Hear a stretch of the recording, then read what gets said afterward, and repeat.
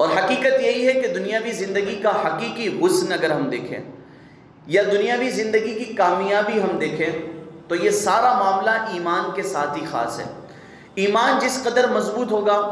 اور ایمانی جذبات جتنے بلند ہوں گے، انسان کی جو ذاتی زندگی ہے، نجی زندگی ہے، اور معاشرے کی اجتماعی زندگی اتنی ہی زیادہ خوبصورت ہوگی اور اتنی ہی زیادہ حسین ہوگی۔ اور اس کے علاوہ اگر ہم دیکھیں کہ اگر کسی کا ایمان مضبوط نہیں ہے اور ایمانی جذبات ٹھنڈے پڑے ہوئے ہیں تو نہ صرف انسان کی انفرادی اور نجی زندگی میں بے شمار پیچیدگیاں ہوگی بلکہ پورا معاشرہ اس سے تباہ و برباد ہو جائے گا۔ ایمانی جذبات کا انسان کا جو یہ نجی زندگی ہے اس پر بہت گہرا اثر پڑتا ہے، اور اس کا اندازہ کرنے کے لیے آپ سمجھیں کہ جس کا ایمان مضبوط ہو اس کا سب سے بڑا مقصد یہ ہوتا ہے کہ اللہ راضی ہو جائے۔ یقیناً جس کا ایمان مضبوط ہوگا وہ یہی ہر وقت سوچے گا کہ کسی طریقے سے اللہ راضی ہو جائے اور اس کے حبیب صلی اللہ تعالی علیہ وسلم خوش ہو جائے۔ اب معاملہ یہ ہوگا کہ وہ ایسے کام کرتا ہے کہ جن سے اللہ اور اس کے رسول صلی اللہ تعالی علیہ وسلم کی خوشنودی حاصل ہوتی ہو، اور اس کا کردار بھی پھر دھیرے دھیرے حسین ہوتا چلا جائے گا،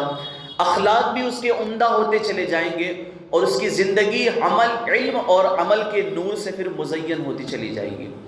جبکہ ایمان مضبوط نہیں ہے اگر کسی کا، تو ایمان مضبوط نہ ہو تو پھر انسان مفاد پرست ہو جائے گا، دنیا کا طالب ہو جائے گا وہ،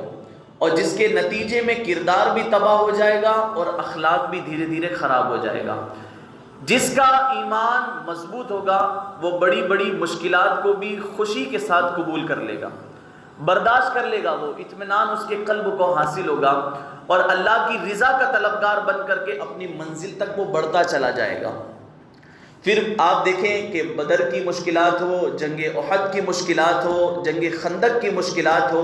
یا جنگ تبوک کی مسافتیں ہوں، کوئی بھی اس کا راستہ نہیں روک سکتی پھر جس کا ایمان مضبوط ہے۔ اور ایمان اگر کمزور ہے تو انسان معمولی مشکل آنے پر بھی ہمت ہار بیٹھتا ہے، دل برداشتہ ہو کر کے پھر وہ ایسے کاموں کی طرف چلا جاتا ہے کہ دنیا اور آخرت دونوں میں اسے خسارہ حاصل ہوتا ہے۔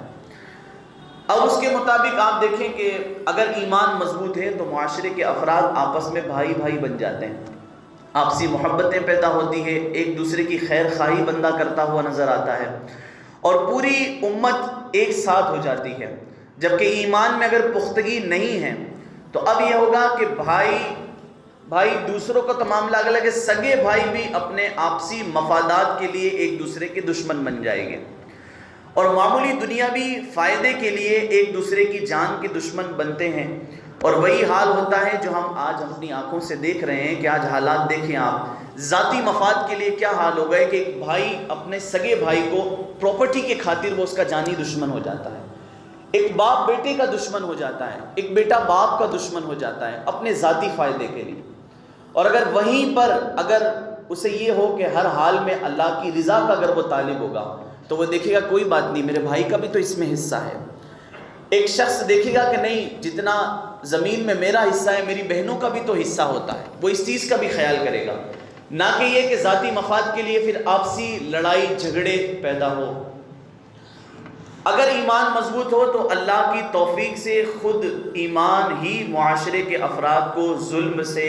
ناانصافی سے اور دوسروں کی حق تلفی سے وہ روک دیتا ہے۔ کیوں؟ کیونکہ اس کے اندر خوف خدا ہوتا ہے، اور ایک خوف خدا ایک ایسی چیز ہے کہ خوف خدا کئی سارے جرموں کے خاتمے کے لیے کافی ہے، کہ جس کے اندر خوف خدا ہوگا وہ بہت سارے جرموں سے محفوظ ہو جائے گا۔ لیکن اگر ایمان کمزور ہے تو طاقتور ہو یا کچھ بھی معاملہ ہو، پھر اس کے بعد وہ ساری چیزیں بے بس ہو جاتی ہیں۔